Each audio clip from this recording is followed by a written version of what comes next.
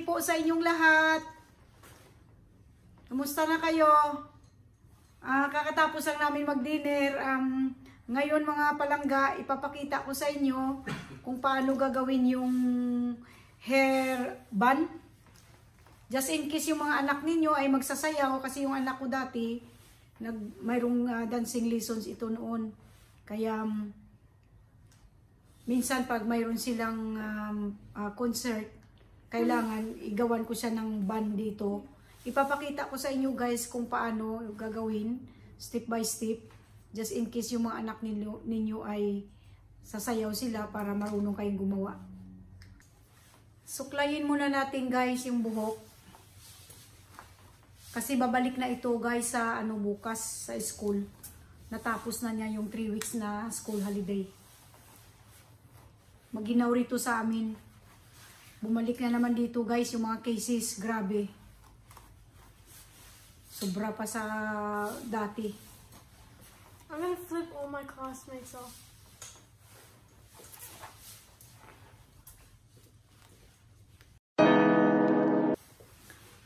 Nasuklay ko na mga palangga. Kaya ang gagawin ko dito, yung una-unang gagawin, ipusod ng taas-taas hanggang dito. Gamitin nyo itong suklay na ganito. I'm gonna tie it high. Yeah. You can talk, Baba. Oh, okay.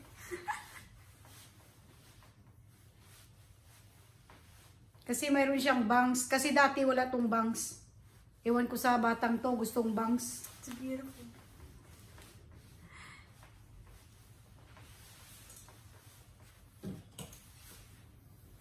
Want to know some nutrition facts? Did you know that ice cream has vitamins? I read it off the internet.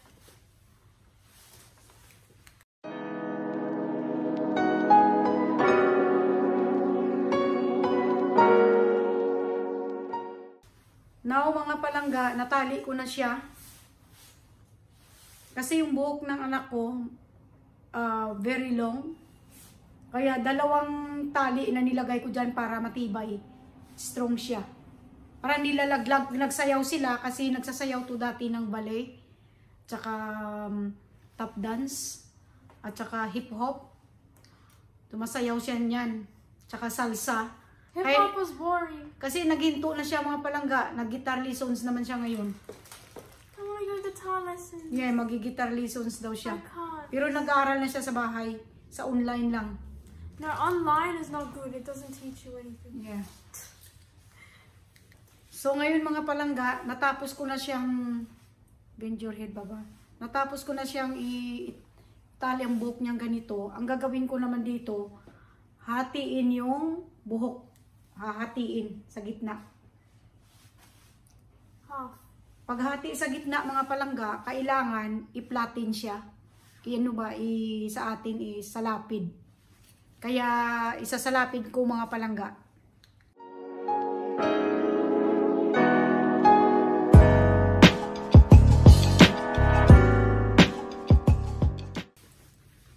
Kaya mga palangga, you look this then. Kaya mga palangga, na-flatten ko na. Ipakita ko sa inyo kung paano. Ayun oh. Ayun. Sandali. Ayun. Gabi na kasi sa amin. Yan, dalawang pinlatin ko siya. Half. Ngayon papakita ko sa inyo palangga paano i-round dito. Kaya, where is that thing?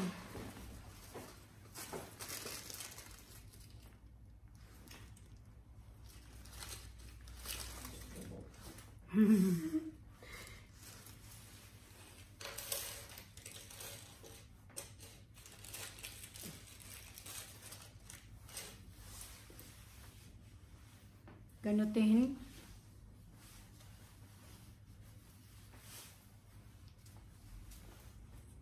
Mabilis lang ito. Kaya hindi siya mahirap. Ayun siya. Kaya ang ginagamit ko mga palangga na hairpin dito na matibay na hindi talaga lalaglag kahit ano pang jump nila magsayaw, hindi talaga siya lalaglag. Pakita ko sa inyo, ayun oh. Ganito siya, yan. Tapos ganyan yung sa ibaba, ganyan. Maganda ito mag-hold ng buhok. So ganutuhin. Palangga, ganyan.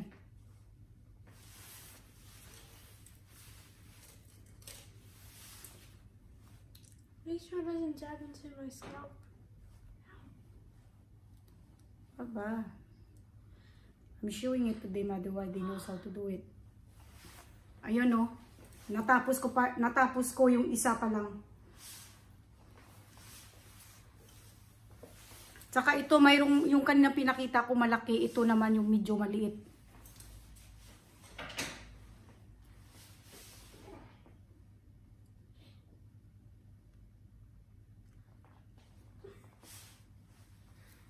Hanggang sa paikot mga palangga, yan.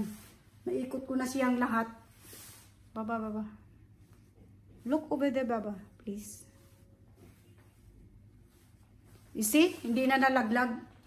Matibay yun eh. Tapos ito naman natira yung isa. Ganyan.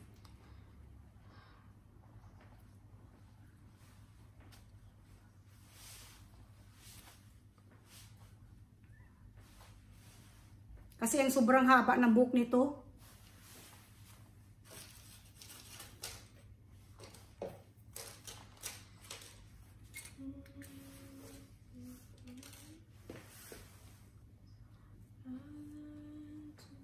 Napakatibay itong mga palangga. The best. Tusok mo lang siyang ganyan. Para hindi siya malaglag. Tignan nyo oh. Tibay oh.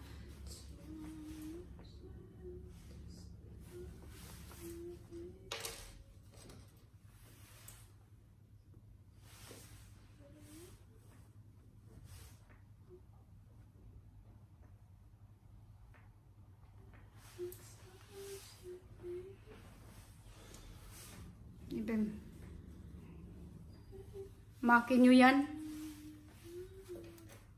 So, sobrang haba ng buhok niya. Mahirap ito gawin. Siyempre, ako sanay na. Baliwala na sa akin. Kasi trabaho ko to sa salon. Kung mayroong magpagawa nito, kayang-kaya. Siyempre.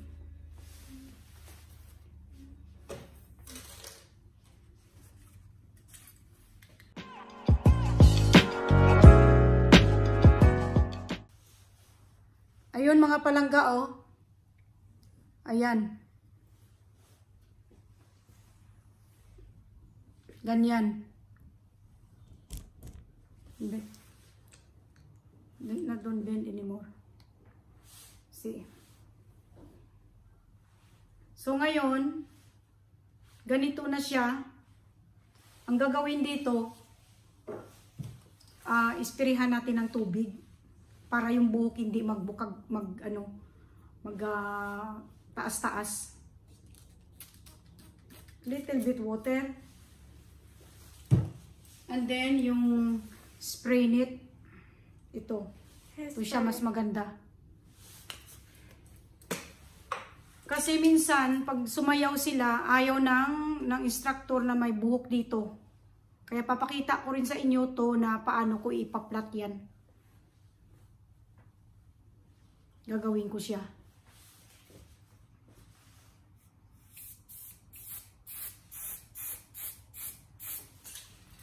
Smells nice. So ngayon ang aking gagawin mga palangga, ilalagyan ko siya ng hairnet. Para itong buhok hindi kasi minsan may maiksi pang buhok nakikita. Kaya gagawin nito, lalagyan nito. 'Di ba malaki yan siya? Kailangan pag malaki, ganunin mo. At saka, i-twist mo ng isang twist, saka ibalik ulit. Ganyan. Pakita ko sa inyo mamaya yung resulta.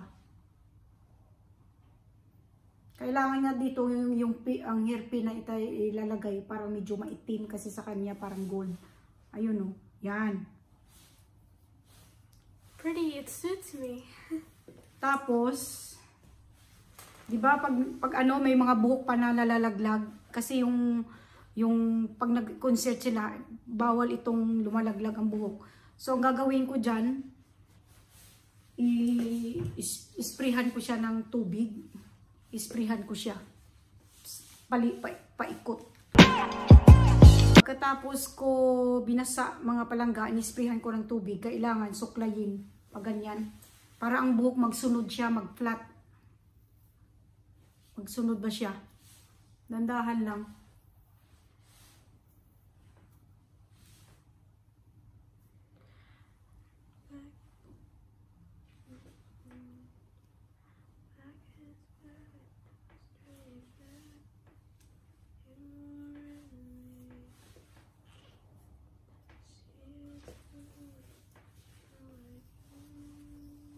Kung nalalaglag pa siya, kailangan mag-spray ulit ng tubig. It's cute.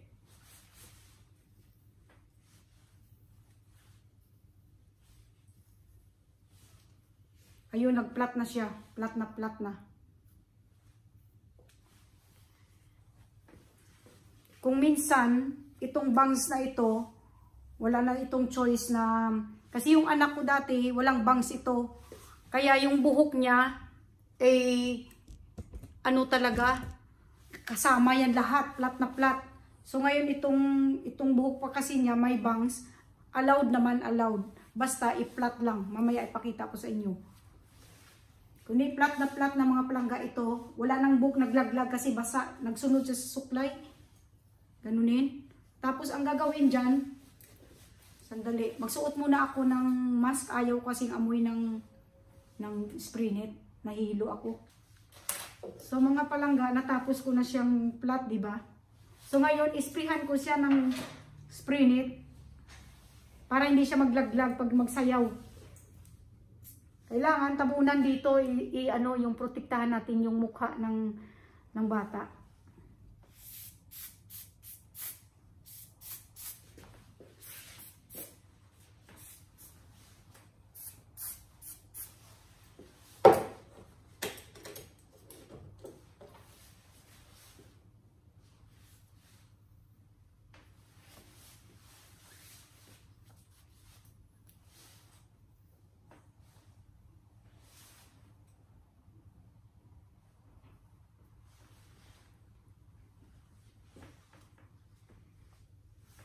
Kaya ipapakita ko sa inyo pala, mga palangga, kung ano talaga siya sa likod. Sandali. Ayun, oh. Pampam, where are you? Yan, sideway like that. See, mga palangga, ang buhok niya flat na flat. Yan. Tignan nyo. See, ganun magawa ng bun sa buhok, mga palangga. Kahit anong haba, kahit anong kapal, kayang-kaya na ganyang gawin. Yan, di ba? Pwede na siya magbalay. Namimiss ko nga yung anak ko. Nagsasayaw to dati. Gustong-gusto ko. Tinanggal na niya sa buhay niya. Ayaw na niya. Diba? Ganda, oh. Yan. Very neat siya, mga palangga. Mommy, what's the time? So ngayon, ang gagawin dito, mga palangga, i-ano ito? I-basain. Tapos, i-flat yan dyan.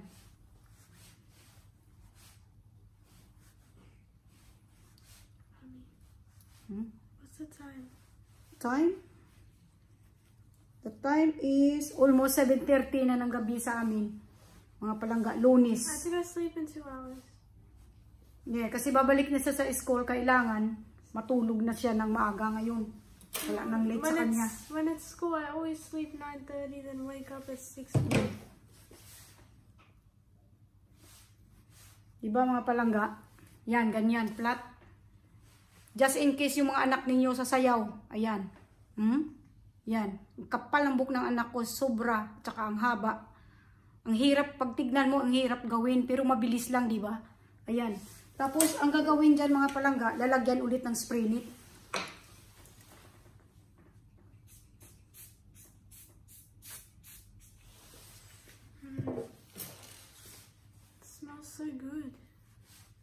Yan, spray knit siya.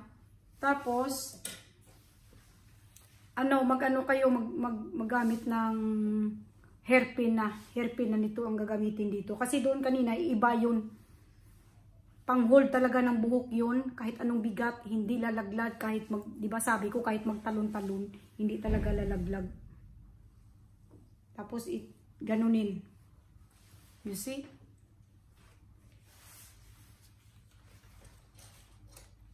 Diba? Very neat. Tidy. Pagdating dito, kasi pag nagsayaw sila, kailangan talaga yan walang laglag na buhok.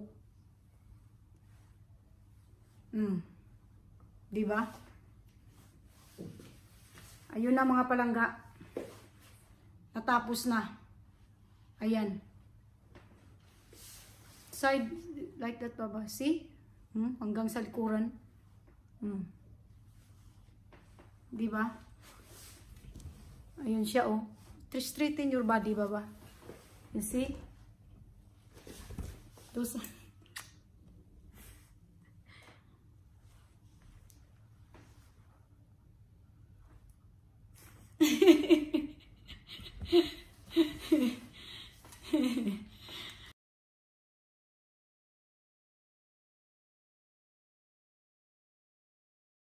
Okay, so my mom took my hair out, so it's all normal now. Anyway, thank you for watching this video.